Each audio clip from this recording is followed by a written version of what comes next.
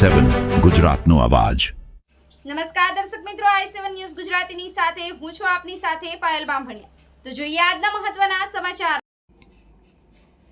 તાલુકા પંચાયત પ્રમુખ શ્રી લીમખેડાના અધ્યક્ષસ્થાને કાચલા મંદિર ખાતે કિશોરી મેળો યોજાયો। મળતી માહિતી મુજબ મહિલાલક્ષી યોજનાઓની જાણકારી આપવાની સાથે કિશોરીઓનું હેલ્થ ચેકઅપ કરાયું અને દાહોદ જિલ્લા મહિલા પ્રોગ્રામ ઓફિસર શ્રીના માર્ગદર્શન હેઠળ લીમખેડા તાલુકાના દાબડા કાચલા મંદિર અને ખાતે તાલુકા પંચાયત પ્રમુખ શ્રીના અધ્યક્ષસ્થાને કિશોરી મેળાનું આયોજન કરવામાં આવ્યું હતું।